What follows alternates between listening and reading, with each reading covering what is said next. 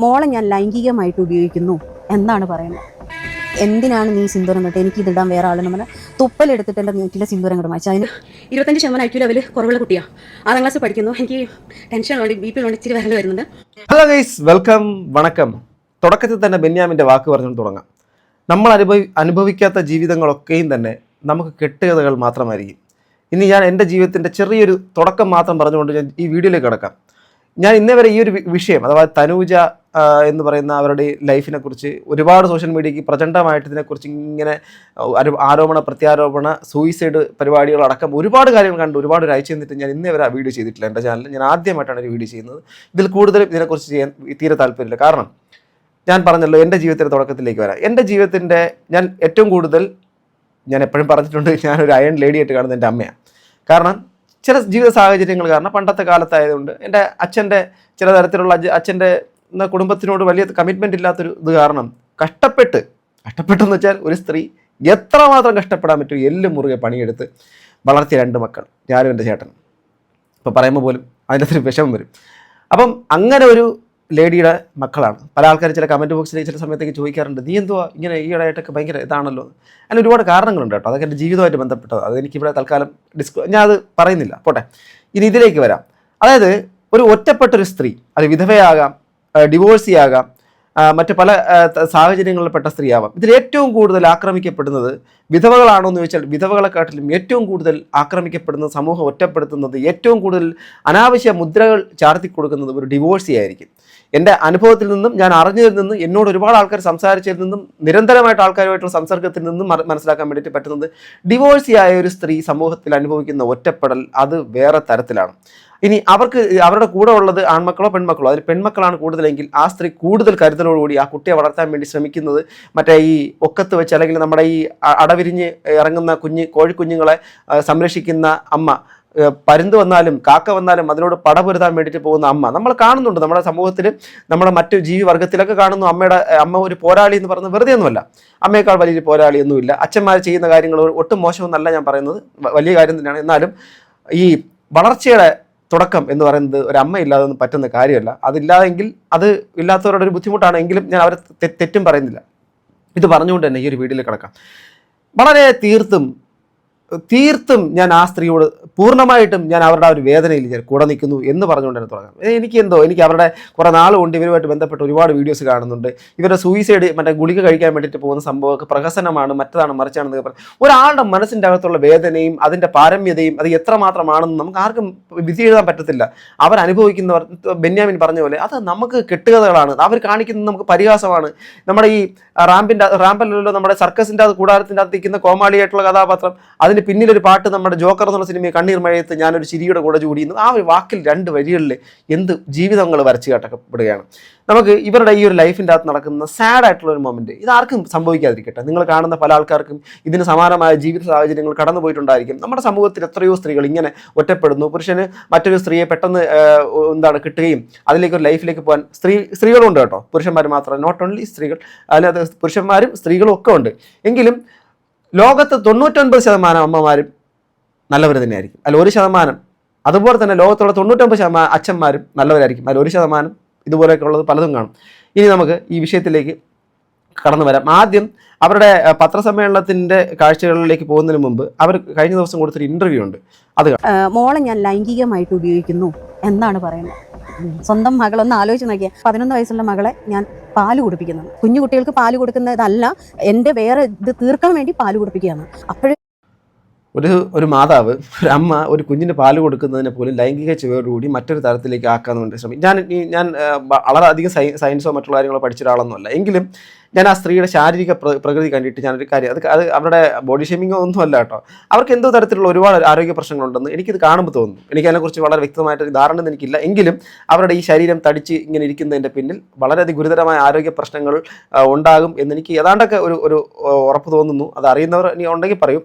അപ്പം അങ്ങനെയൊക്കെയുള്ള ഒരുപാട്, അപ്പോൾ ഹോർമോൺ വേരിയേഷൻസ് ഒക്കെ വരും, ഇമോഷൻസ് കൺട്രോൾ ചെയ്യാൻ വേണ്ടിയിട്ട് പറ്റാത്ത തരത്തിലേക്ക് വരും, ഒരുപാട് മൂഡ് സ്വിങ്സും മറ്റുള്ള കാര്യങ്ങളൊക്കെ വരും. അതോടൊപ്പം തന്നെ എനിക്ക് ഇവരോടുള്ളൊരു വിമർശനം, ഞാൻ അഥവാ ഇത് മുമ്പ് ചെയ്തിട്ടുണ്ടെങ്കിൽ ഞാൻ ആ ഒരു വിമർശനത്തിന് വേണ്ടിയിട്ട് മാത്രം വീഡിയോ ചെയ്തേനെ. കാരണം ഇവരുടെ കുഞ്ഞാണ്, ഇവരുടെ കൂടെ ഉള്ളത് ഇവരുടെ മകളാണ്. ഇന്നലത്തെ ബഷീറുടെ വിഷയത്തിൽ സംസാരിച്ചപ്പോഴും ഞാൻ പറഞ്ഞൊരു പൊതുവായൊരു കാര്യമാണ്. നിങ്ങൾ നിങ്ങളുടെ വിഷയങ്ങൾ സംസാരിക്കൂ, നിങ്ങൾ നിങ്ങളുടെ പ്രശ്നങ്ങൾ സമൂഹത്തിലേക്ക് കൊടുക്കൂ, ഒരു പ്രശ്നമില്ല. പക്ഷേ ആ കുഞ്ഞുങ്ങളെ ഒരു കാരണവശാലും സമൂഹത്തിൻ്റെ മുമ്പിലേക്ക് മറ്റുള്ളവരോട് ലൈവ് ഇരുന്നുകൊണ്ട് നമ്മൾ അനാവശ്യങ്ങളോ മോശമായിട്ടുള്ള നല്ലതായിട്ടുള്ള എന്ത് വാക്കുകളായിക്കോട്ടെ, അനാവശ്യങ്ങളായിരിക്കും ഈ ലൈവുകളിൽ കൂടുതലും വരുന്ന. ആർക്കെങ്കിലും ചോദിക്കുന്ന ചോദ്യങ്ങൾക്ക് പെട്ടെന്ന് റെസ്പോണ്ട് ചെയ്യുമ്പോൾ വായി നിറയാതെ വല്ലതൊക്കെ വീഴും.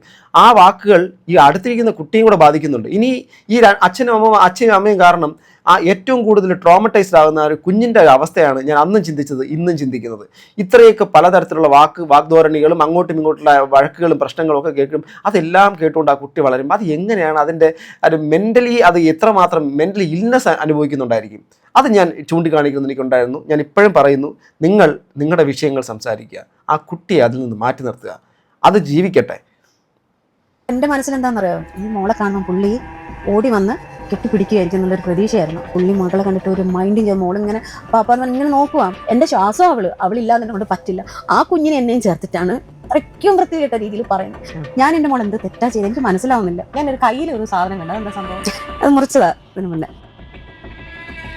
എന്തിനാണ് നീ സിന്ദൂരം തൊട്ട് എനിക്ക് ഇതിടാൻ വേറെ ആളെന്ന് പറഞ്ഞാൽ തുപ്പലെടുത്തിട്ട് എൻ്റെ നെറ്റിലെ സിന്ദൂരം കൂടെ മാറ്റി. അതിനുശേഷം ഞാൻ സിന്ദൂരം ഇട്ടിട്ടില്ല. നിന്റെ നല്ല കുഞ്ഞെന്ന് പറഞ്ഞു. ഞാൻ പറഞ്ഞു അത് ജിനു പറയട്ടെ എന്ന് പറഞ്ഞു. അപ്പോൾ പുള്ളിക്കാരി ചോദിക്കുക, എടാ നിന്റേതാണോ കൊച്ചെന്ന്, എൻ്റെ കുഞ്ഞിനെ ഇങ്ങോട്ടേക്ക് അതാണ് മനസ്സിലായില്ലേ. അദ്ദേഹം പുതിയൊരു ജീവിതം തേടിപ്പോയി. അദ്ദേഹത്തിൻ്റെ വ്യക്തിപരമായ കാര്യം ഞാൻ അതിനകത്ത് കമൻറ്റ് ചെയ്യുന്നില്ല, അദ്ദേഹത്തിൻ്റെ താല്പര്യങ്ങളാണ്.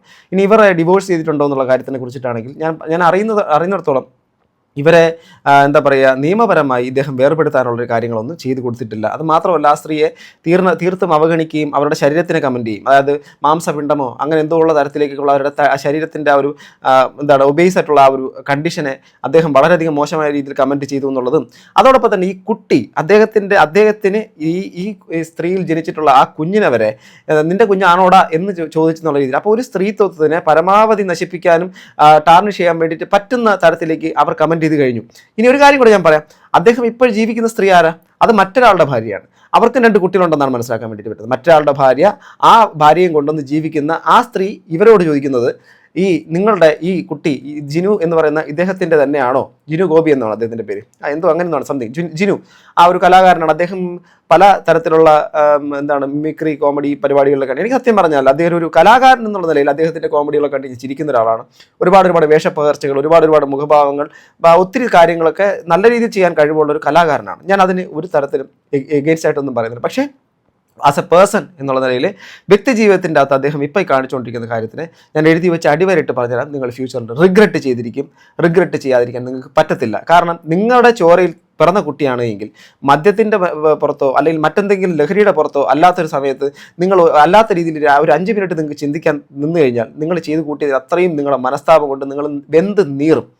പശ്ചാത്താപത്തിൻ്റെ ആ ഒരു തീയിൽ നിങ്ങൾ വീഴും. ആ ഒരു കനലൊന്നും പെട്ടെന്ന് അടങ്ങുകയില്ല. അതാണ് അതിൻ്റെ ഒരു പ്രത്യേകത. ക്ക് പറയുന്നിട്ട് എനിക്ക് ഭയങ്കര നെഞ്ച് അല്ലാതെ പെട്ട് ഇപ്പം എനിക്ക് തോന്നുമായിരുന്നു അത്രയും നമ്മൾ സ്നേഹിച്ച് പുറകെ നടക്കരുതായിരുന്നു.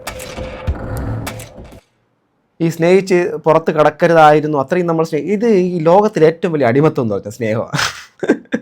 വായനയിൽ നിന്ന് മനസ്സിലാക്കിയതും സമൂഹത്തിൽ നിന്ന് മനസ്സിലാക്കിയതും വ്യക്തിജീവിതത്തിൽ നിന്ന് മനസ്സിലാക്കിയതും എല്ലാത്തിൻ്റെയും പ്രശ്നങ്ങളുടെ പ്രധാന കേന്ദ്രം സ്നേഹമാണ്.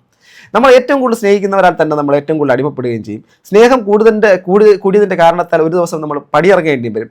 ആ പടിയിറങ്ങിയതിന് ശേഷവും ആ ഉള്ളിലുള്ള സ്നേഹം കാരണം, ആ വേദന കാരണം ജീവിക്കാൻ വേണ്ടിയിട്ട് പോകാൻ പറ്റാത്ത ആൾക്കാർ ജീവിതം തന്നെ അവസാനിപ്പിച്ച് കഴുമരത്തിലേക്ക് സ്വയം വിഷം കഴിച്ചിട്ടോ ഒക്കെ അവർ ആത്മഹത്യയിലൂടെ അവരുടെ ജീവിതം അവസാനിപ്പിച്ചിട്ട് മറ്റൊരു ലോകത്തേക്ക് നടന്നു പോകും. ഇതിനെല്ലാം പേരിക്കൊണ്ട് ആ ട്രോമറ്റൈസ്ഡ് ആയിട്ടുള്ള കണ്ടീഷൻ കൊണ്ട് ഡിപ്രഷൻ്റെ അങ്ങേയറ്റത്തെ അവസ്ഥയിൽ ഒരുമാതിരി ഭ്രാന്ത് പിടിച്ച അവസ്ഥയിൽ ഇന്ന് നമ്മുടെ സമൂഹത്തിൽ ഒരുപാട് ആൾക്കാർ ജീവിക്കുന്നു. ഒരു കാര്യം മനസ്സിലാക്കുക, ഇത് എല്ലാ അവസ്ഥയിലും കൂടെ പോകുന്ന ആൾക്കാരോട് എനിക്ക് പറയാനുള്ളൊരു കാര്യം, നിങ്ങൾക്കും എനിക്കും 100 വർഷത്തിന് ശേഷം ഒരു ജീവിതം ഈ ഭൂമി ഉണ്ടാകത്തില്ല. നിങ്ങളും ഞാനും അടങ്ങുന്ന ഈ സമൂഹത്തിൻ്റെ അകത്ത് നമുക്ക് ആകെപ്പാടെ ചെയ്യാനുള്ളത് ജീവിക്കാൻ വേണ്ടി മാത്രമാണ് നമ്മളവിടെ വന്നിരിക്കുന്നത്. ജീവിക്കാൻ വേണ്ടിയിട്ട് മാത്രമാണ് നമ്മളവിടെ എന്തെങ്കിലുമൊക്കെ ചെയ്യുന്നത്. അതുകൊണ്ട് എത്ര വേദനയും വിഷമങ്ങളൊക്കെ ഉണ്ടെങ്കിൽ അതിൻ്റെ പാസ്റ്റിലേക്ക് വീണ്ടും ചെകഞ്ഞു പോകാതെ ഫ്യൂച്ചറിലേക്ക് നമുക്ക് എങ്ങനെ പോകാൻ വേണ്ടിയിട്ട് പറ്റുമെന്നുള്ള കാര്യം ഇത് കാണുന്ന ആൾക്കാരോട് ഞാൻ പറയുകയാണ്. വേദനയിൽ മാത്രം തളം കെട്ടി കിടക്കരുത്. ഇന്നലകളിൽ ഒരുപാട് പേര് നഷ്ടപ്പെട്ടിട്ടുണ്ടാവാം, ഇന്നലകളിൽ ഒരുപാട് പേര് നമ്മളെ വേദനിപ്പിച്ചിട്ടുണ്ടാവാം.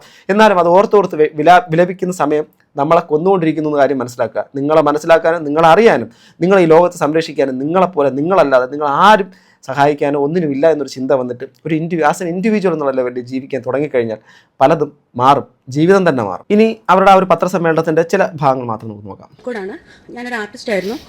എൻ്റെ ഹസ്ബൻഡിൻ്റെ പേര് ജിനു കോട്ടയം. ആളിപ്പം ചാനലിൽ ഒരു ചിരി ബമ്പർ ചിരി എന്ന് പറഞ്ഞ പ്രോഗ്രാം ചെയ്യുന്നു. ഞങ്ങളുടെ മകളാണ്. മോളുടെ പേര് അനുഗ്രഹ ജിനു, ദേവൂട്ടി എന്നാണ് പേര്.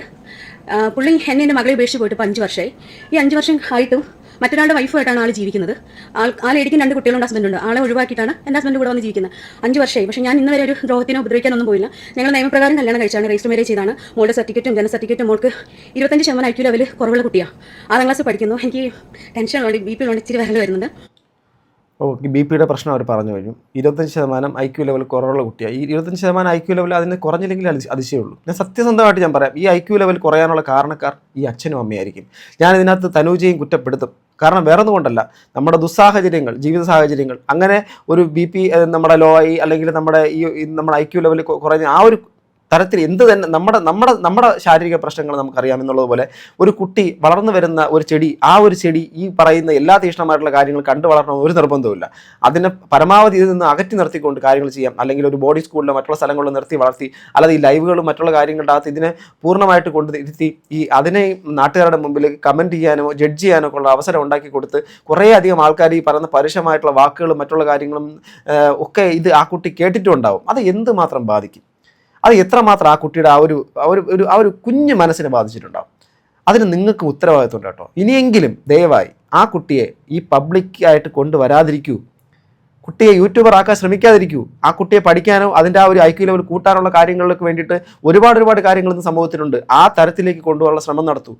സമൂഹത്തിൻ്റെ സഹതാപവും സമൂഹത്തിൻ്റെ കാരുണ്യവും സമൂഹത്തിൻ്റെ ദയയും ഒക്കെ പരിമിതമാണ്, കുറച്ചു കാലം മാത്രം നിലനിൽക്കും. അത് എന്നും കാണത്തില്ല. ചിലർ നിങ്ങളെ ആശ്വസിപ്പിക്കാൻ വേണ്ടി വല്ലതൊക്കെ പറയുമായിരിക്കും. ചില ആൾക്കാർ നിങ്ങളെ കണ്ടിട്ട് വിഷമം കണ്ട് കരയുമായിരിക്കും. പക്ഷെ ആരും നിങ്ങളുടെ ജീവിതത്തിന് റെസ്പോൺസിബിൾ അല്ല എന്നുള്ള കാര്യം മനസ്സിലാക്കുക.